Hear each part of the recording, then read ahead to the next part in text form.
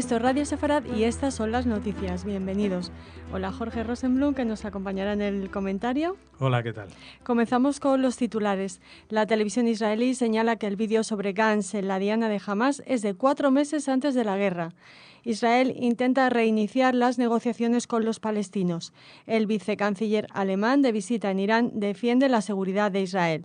Hallados en la Universidad de Estrasburgo varios frascos con restos biológicos de judíos. Estos son los titulares de la primera parte del informativo. Después atenderemos el mundo de la cultura en nuestra agenda y comenzamos.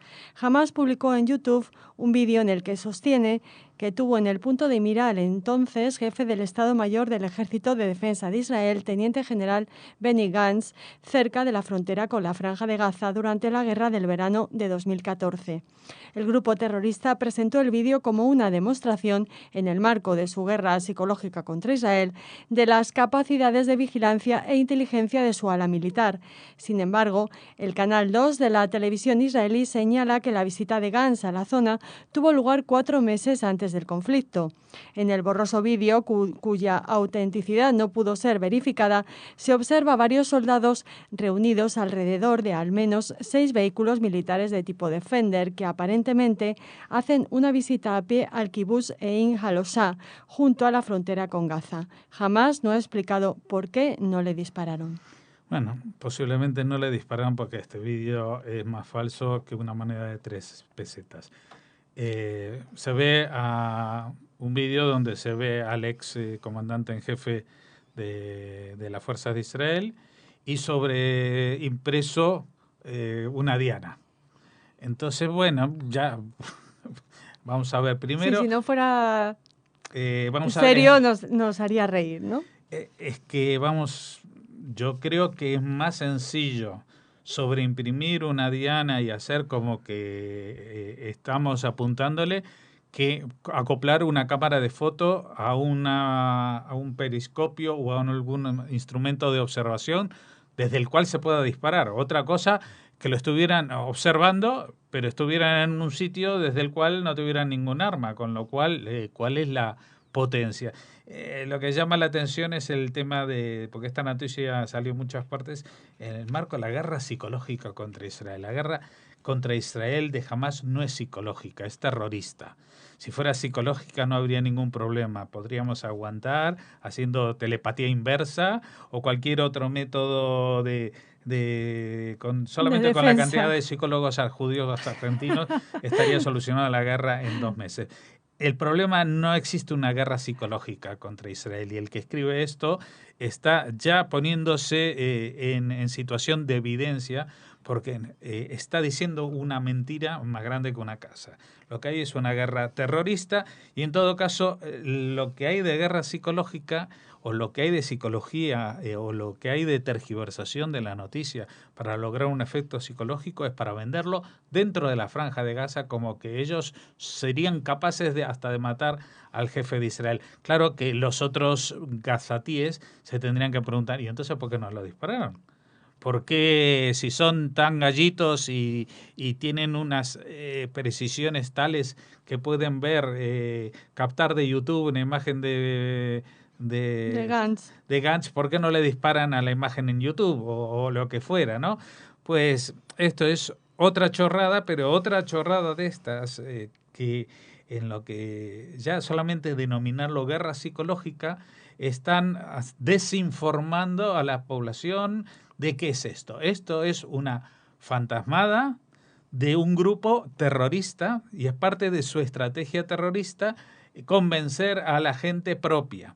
Y no solamente que no las convencen, algunas las convencen, a los que no les convence da igual, porque los sojuzgan, porque los destrozan, porque impiden que se reconstruya sus casas. Lo digo otra vez por si alguien cree que esto fue un lapsus.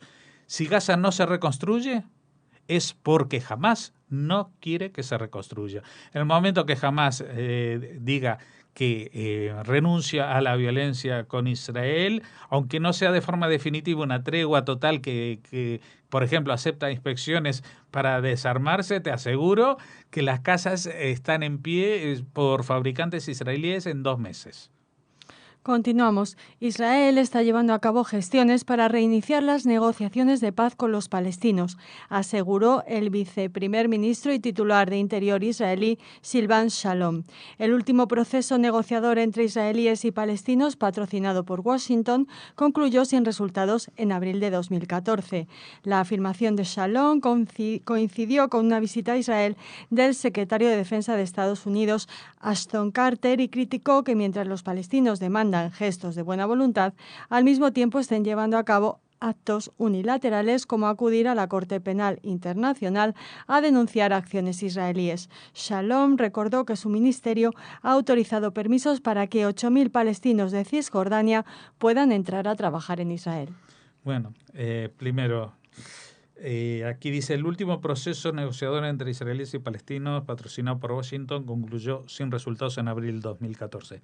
Yo diría que no concluyó sin resultados, que el resultado de esa malísima negociación fue la guerra que hubo 2 meses después, porque a raíz de esta negociación los palestinos vieron que era mucho más fácil con la ayuda americana a extorsionar a Israel, hacerle liberar prisioneros asesinos manchados de sangre, terroristas, y sin dar absolutamente nada a cambio, y que si alguien decía algo, pues era siempre culpa de los israelíes. Es lo mismo que ahora con el tema de las negociaciones. Ya desde el propio primer ministro y ahora el viceprimer ministro dejan claro que quieren volver a hablar con los palestinos.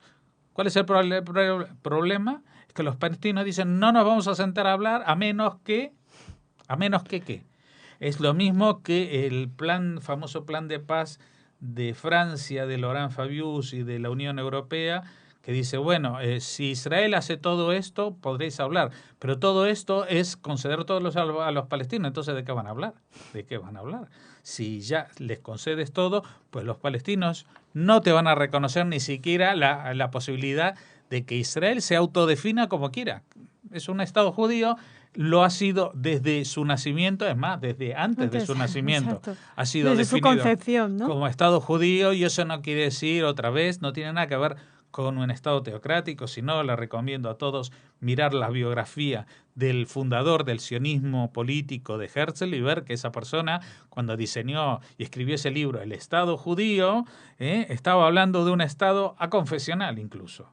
O sea, un Estado para los judíos, para que los judíos del mundo no tengan que volver a pasar cada generación este tema de la Shoah que ya nos tiene un poquito hartos.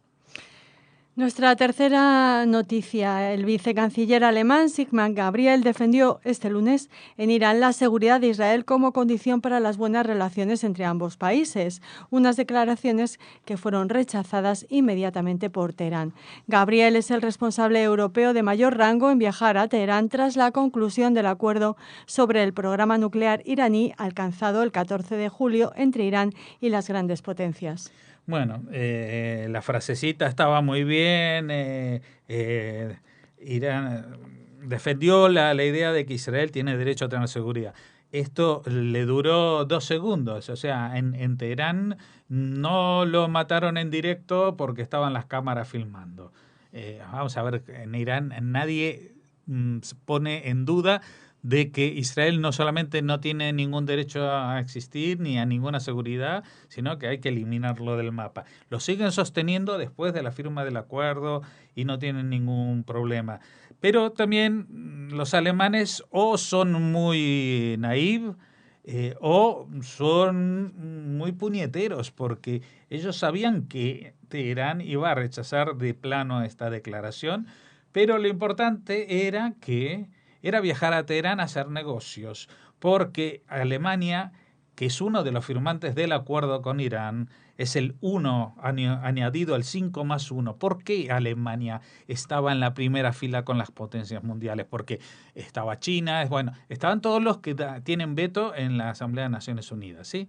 ¿Y por qué ese más 1? Te lo voy a explicar. Porque Alemania es el que más ha dotado de más material atómico ha vendido a Irán y le sigue vendiendo, y estaba esperando que por fin se llegara a una especie de acuerdo que no fueran ellos, porque como son tan amigos de Israel, no pueden quedar como los malos que no, ellos siempre quieren lo mejor para el pueblo judío, pero claro, lo mejor para el pueblo judío siempre que sea lo mejor para el pueblo alemán y que les importa 3 pepinos lo que va a pasar con Israel, con el Oriente Medio, con el mundo, es más, también podríamos decir con Europa.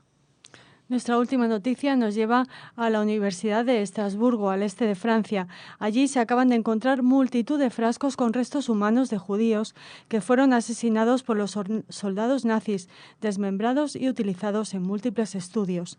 Los restos encontrados se corresponderían con los cuerpos de 86 prisioneros que fueron asesinados como parte del proyecto del famoso anatomista August Hirt para coleccionar esqueletos humanos.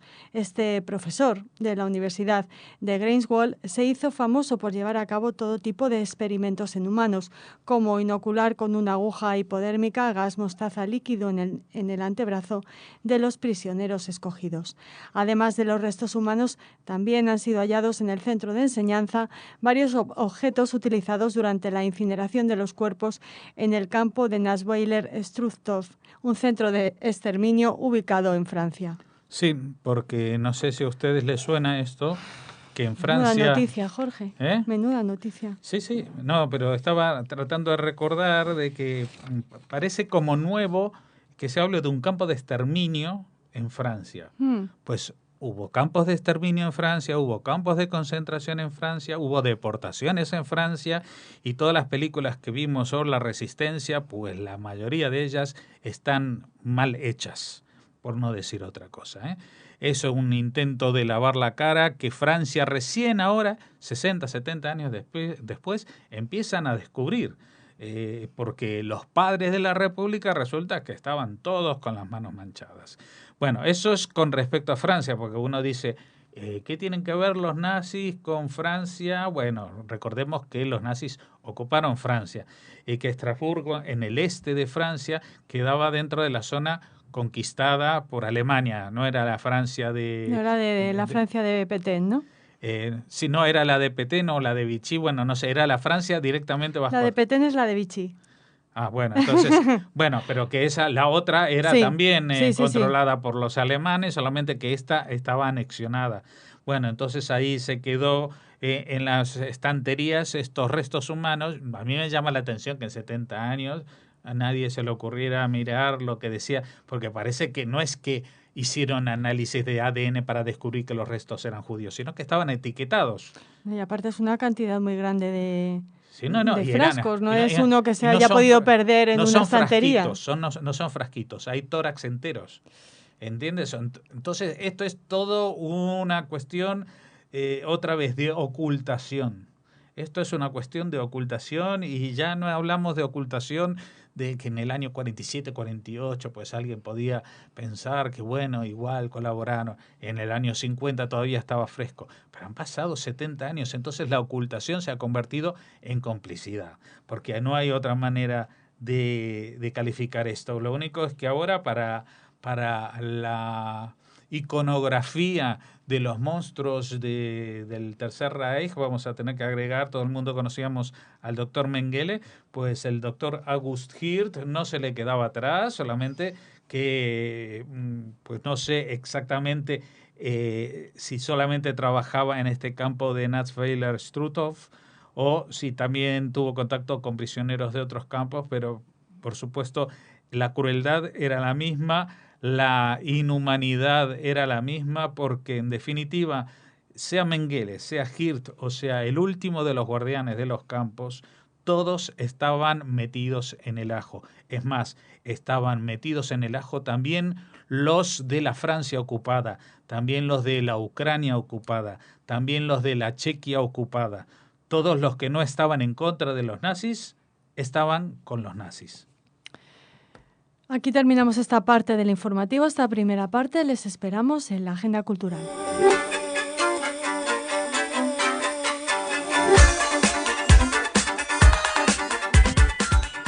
Bueno, y entonces entramos en esta zona de cultura. Exactamente, y comenzamos con otra buena noticia que nos habla de hallazgos arqueológicos y que nos llega desde Israel. Parece que todas las semanas tenemos que dar una noticia de este tipo, lo cual nos alegra muchísimo, Jorge. Claro, siguen rascando y más abajo aparecen más cosas. Es todo en el mismo sitio, ¿eh? Sí, más o menos. En este caso les hablamos de un rollo que estaba enrollado y quemado, y que gracias a una sofisticada tecnología ha sido posible descifrar que se trata de una vieja copia del libro del Levítico. Se considera, ¿de cuánto tiempo? Pues ahora te doy ese dato. Se considera que es el hallazgo más antiguo desde los rollos del Mar Muerto. El pergamino fue localizado hace 45 años en unas excavaciones en la margen occidental del Mar Muerto y, según la Autoridad de Antigüedades de Israel, se trata, como les decimos, del hallazgo más antiguo de su tipo desde el descubrimiento de Qumran. Es de pequeñas dimensiones y prácticamente carbonizado. Fue localizado, y esto también es muy importante, en el interior de un arca sagrada de la antigua sinagoga de En Gedi, un asentamiento... que está ahí al lado de En Gedi es la parada obligada cuando uno va a Metzadá y al Mar Muerto. Ya. Y está muy cerca de Qumran también. Bueno, pues allí estuvo este asentamiento en pie desde los primeros siglos de la Era Común, y para sorpresa de los investigadores, este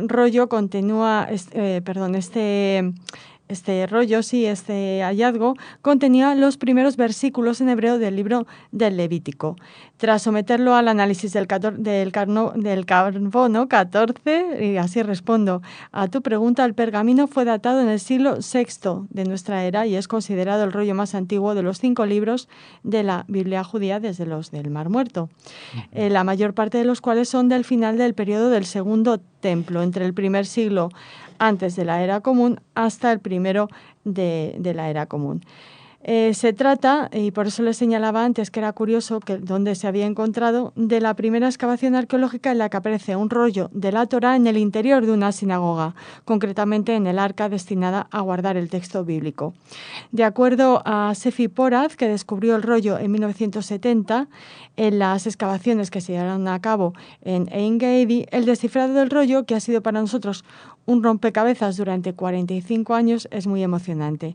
Dice que el asentamiento fue completamente quemado hasta sus cimientos y ninguno de sus habitantes regresaron a vivir allí nunca o volvieron a sus ruinas para recuperar propiedades valiosas.